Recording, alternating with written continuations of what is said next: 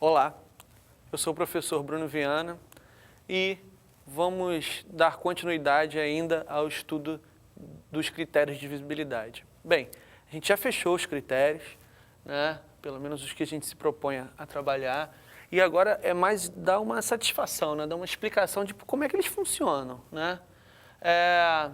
Para isso eu vou usar fortemente a expansão do número, como se escreve um número na base 10, né? Na expansão dele na base 10. Funciona mais ou menos assim, 432. Bem, eu posso escrever o 432 como 400 mais 30 mais 2.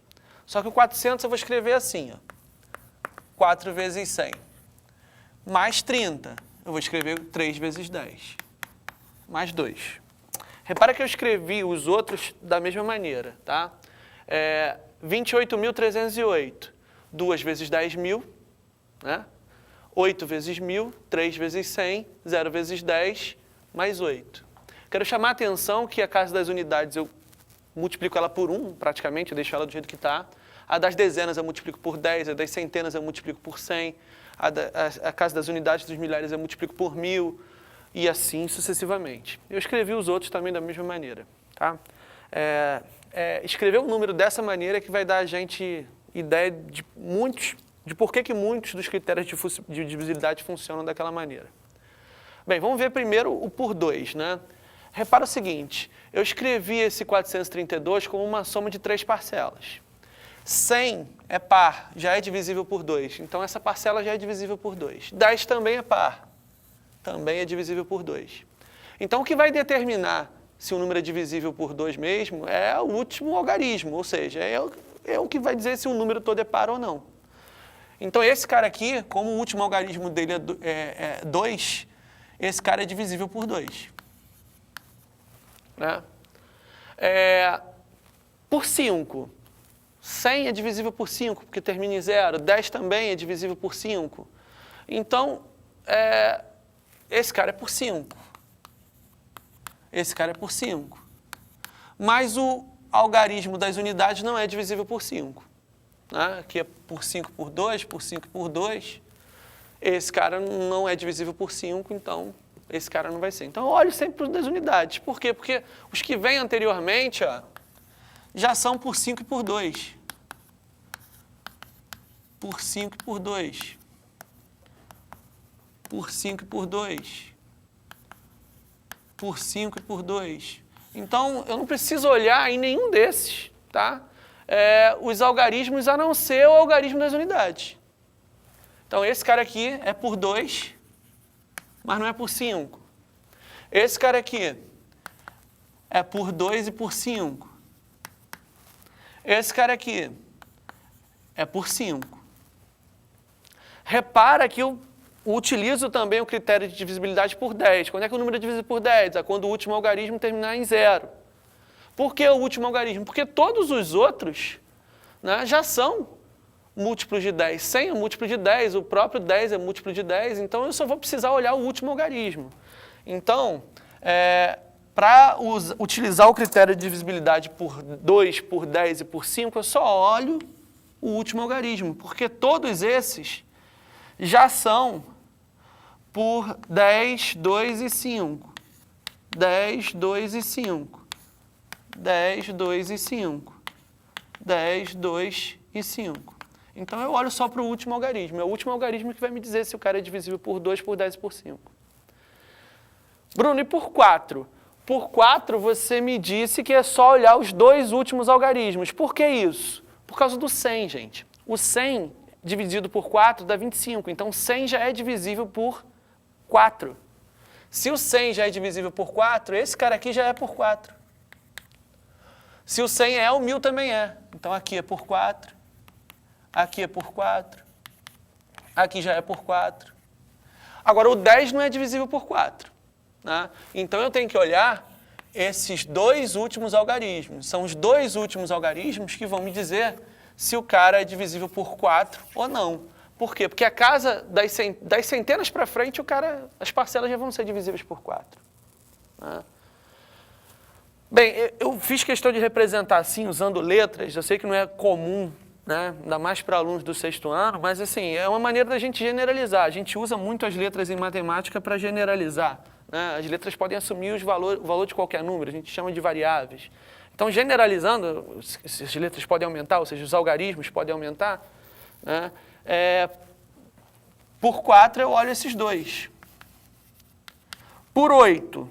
Ora, 1000 é divisível por 8, mas 100 não é. Então, já tem que olhar a centena, a dezena e a unidade. Já olho os 3 últimos algarismos. Por 16. Esse cara já é divisível por 16, mas esse eu não tenho, esse aqui não é. Então, eu vou ter que olhar os 4 últimos e assim sucessivamente. Então, mal ou bem, a gente já explicou, né, por que da regra de divisibilidade por 2, por 5, por 10 olhar o último algarismo, e por que de 4 olhar os 2 últimos, por que de 8 olhar os 3 últimos, né, e assim sucessivamente. Já de 9 já não é tão mais simples, eu vou precisar de uma construção mais elaborada desses números. Bem, a gente já viu que eu posso escrever o 432 dessa maneira. E eu vou fazer uma opção, eu vou escrever o 100 como 99 mais 1. E o 10 como 9 mais 1. E vou utilizar a propriedade distributiva, né, dos números naturais. Quando eu tenho o 4 aqui, ele está multiplicando essa soma. Então, basta eu distribuir ele nas parcelas, né? Ele vai multiplicar cada uma das parcelas. Então, 4 vezes 99, mais 4 vezes 1, 4. Aqui, mesma coisa. 3 vezes 9, mais 3 vezes 1, 3. E o mais 2 eu repito. Bem, eu quero saber quando é que o cara é divisível por 3. Bem, 99 já é por 3. E também por 9, né? E esse cara aqui também é por 3 e por 9. Então, basta eu olhar os algarismos que sobraram, a soma resultante dos algarismos que sobraram. Mas repara só, os algarismos que sobraram foram os algarismos do próprio número, 432. Por isso que a regra de divisibilidade por 3 e por 9, eu tenho que somar os algarismos. Tá? Repara, funciona também para o 1520. Funciona para qualquer número, na realidade, né? Eu escrevi o 1000 como 999 mais 1, o 100 como 99 mais 1, o 10 como 9 mais 1, a unidade eu repeti. Apliquei a distributiva, 1 vezes 1 dá 1, outra vez a distributiva, 5 vezes 1 dá 5. 2 vezes 9, 2 vezes 1 dá 2, mais 0. Esse cara aqui já é por 9 por 3. Esse cara aqui também já é por 9 por 3, por causa do 99. Esse cara aqui já é por 9 por 3. O que sobrou? O 1, o 5, o 2 e o 0. Então, eu tenho que somar o 1 mais o 5 mais o 2 mais o 0 para saber se o número é ou não divisível por 3 e por 9. Tá? Acabei somando os algarismos do número. Ok? Bem, a gente comentou, explicou as regras de divisibilidade por 2, por 3, por 4, por 5, por 7, por 8, por 9, por 10, por 11. E o 6, né? E os outros, que não são primos e tudo mais? Bem, a gente vai perceber, fácil, que 6 eu posso escrever como 2 vezes 3. Então, a regra de divisibilidade por 6, basta você usar simultaneamente as regras de divisibilidade por 2 e por 3. Então, um número é divisível por 6 quando é divisível por 2 e por 3. Repara que isso dá uma certa segurança para a gente criar outros critérios de divisibilidade, né, de números compostos. Mas o que tem que estar claro é que o 2 e o 3, eles têm que ser primos entre si, né? Porque se eles forem múltiplos, né, eu vou acabar sobrepondo os critérios de divisibilidade. Bem, então quando é que um número é divisível por 12? Ah, quando é por 6 e por 2? Não, porque 6 e 2 não são primos entre si. Mas eu posso escrever o 12 como 4 vezes 3. Então, o critério de divisibilidade por 12 é quando o número é divisível por 4 e por 3. Por 15? Ah, quando ele é divisível por 3 e por 5. Por 21? Quando ele é divisível por 7 e por 3. Quando é divisível por 36? Ah, quando é por 3 e por 12? Não, porque 12 é múltiplo de 3, então não são primos entre si. Por 36 é quando é por 4 e é por 9. E eu posso dar continuidade a isso, né? E não precisa ser só de 2 fatores, não. Por exemplo, quando é que um cara é divisível por 66? Quando é por 6 e por 11, só que 6 tem que ser por 2 e por 3. Então, o número é divisível por 66 quando é por 2, por 3 e por 11. Tá? Então, isso aí já dá uma gama para a gente criar critérios de divisibilidade aí ad infinito. Bem, por hoje a gente fica por aqui e agora vamos para os exercícios. Até a próxima.